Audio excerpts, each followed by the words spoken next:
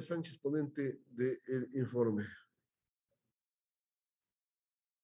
Gracias, presidente. Muy buenos días, colegas asambleístas y a quienes también nos están viendo a través de las plataformas digitales. Quisiera iniciar la ponencia de este proyecto de ley manifestando que el objetivo central de esta reforma es cumplir con una sentencia de la Corte Constitucional, la sentencia 133-17, que dispuso a esta Asamblea Nacional que podamos regular el procedimiento de cambio de sexo de las personas transexuales. Observando todo el análisis que tuvo esta sentencia, la violación de derechos a estas personas consideradas transexuales, pues se modificó y se ordenó mediante esta sentencia estos cambios y además se unificaron 3 proyectos de ley que existían en relación también a este tema de periodos anteriores y pudimos pues unificarlos y tener este único proyecto de ley que es una reforma conocida más como una reforma a la ley de datos. Voy a ser bastante práctica con respecto a este tema para que quienes me están escuchando puedan entender cuáles son los cambios específicos que nosotros hemos analizado en la Comisión de Derechos Humanos y Garantías Constitucionales. ¿Qué es una persona transgénero? Son personas que tienen una identidad o una expresión de género que difiere, es decir, que es diferente a la que se le asignó al nacer. Y una persona transexual es una persona transgénero que a través de una asistencia médica pues hizo esta transición de cambio de sexo a otro. Estas personas, como ustedes conocen, en la práctica han sido vilmente discriminadas. ¿Qué era lo que sucedía?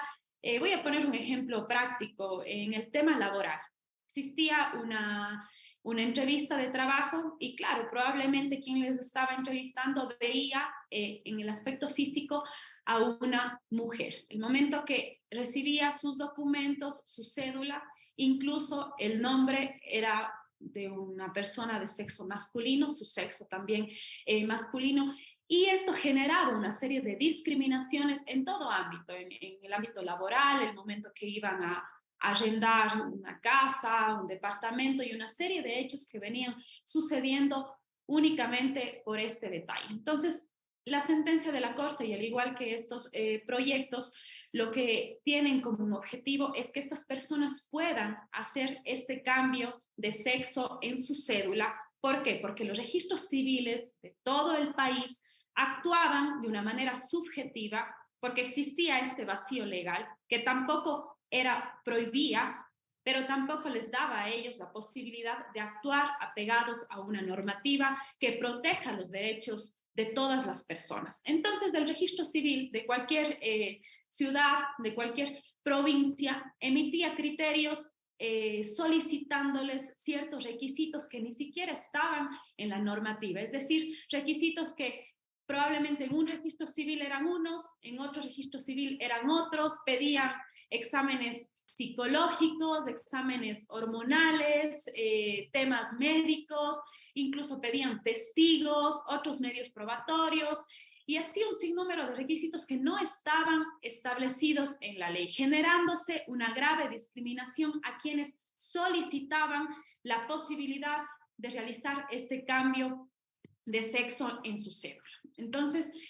nosotros en la comisión hemos trabajado, hemos recibido a varias comisiones generales que nos han transmitido todas estas experiencias y en esta reforma a la ley se está planteando que se pueda rectificar el sexo, el cambio de nombre y que ellos puedan tener su identidad como las personas prefieran, es decir, una libre decisión en cuanto a lo que se vaya a plantear en su cédula, que ellos decidan cuáles son los requisitos que según esta reforma se van a plantear, es decir, que se dirija una solicitud al director del registro civil de la ciudad o de la provincia,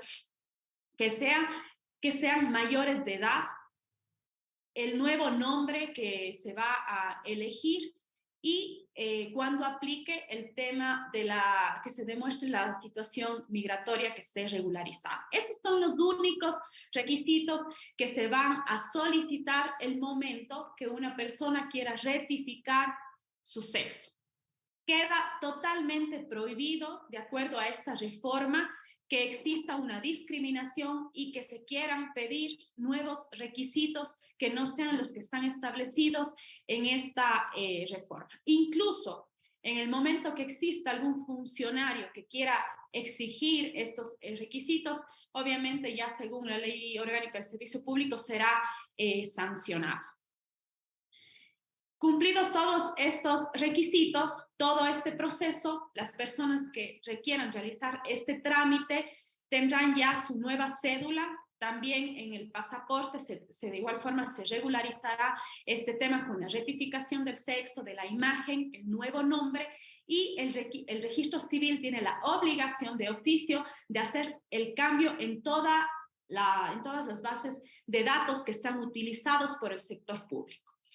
¿Cuáles son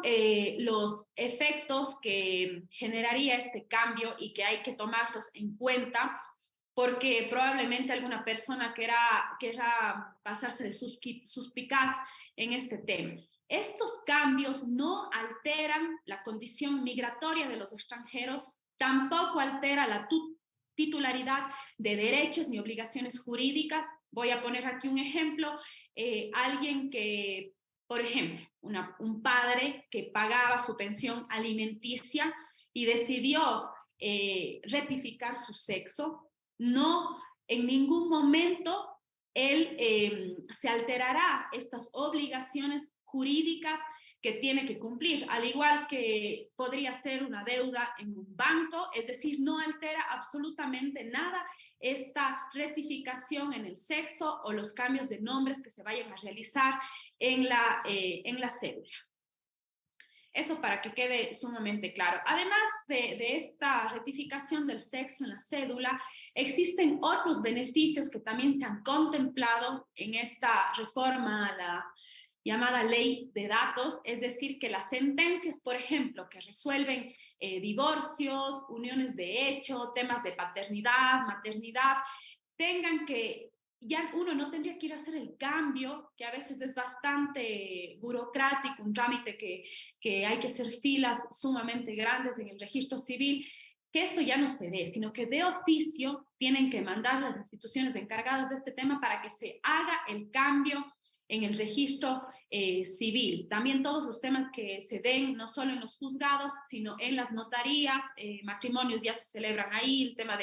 de matrimonios celebrados en el extranjero, el tema de divorcios que se los hacen a través de la notaría, tienen que enviar de oficio toda esta documentación al registro civil para que con todas la plataforma que se tiene en todo el servicio público se puedan hacer todos estos cambios y tienen que de oficio notificar al registro civil. Estos son los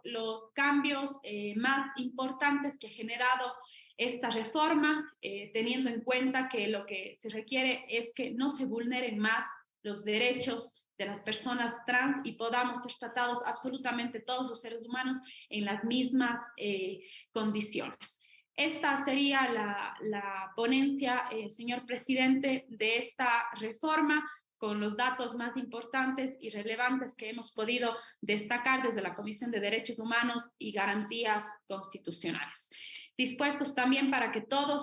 en este primer debate, todos los compañeros que tengan aportes puedan ser también enviados a esta comisión y nosotros poder tomarlos en cuenta. Y como último punto, aclararles que existe una sentencia y que nosotros como Asamblea Nacional tenemos que cumplir lo que ya esa sentencia ordenó y sobre todo no seguir discriminando a las personas trans, que ellos estuvieron en la comisión y sobre todo ya estuvieron también en comisión general en el pleno y seguramente nos están escuchando para que nosotros podamos apoyar esta reforma y recibir todos los aportes que ustedes tengan como asambleístas. Muchísimas gracias, presidente, por el espacio.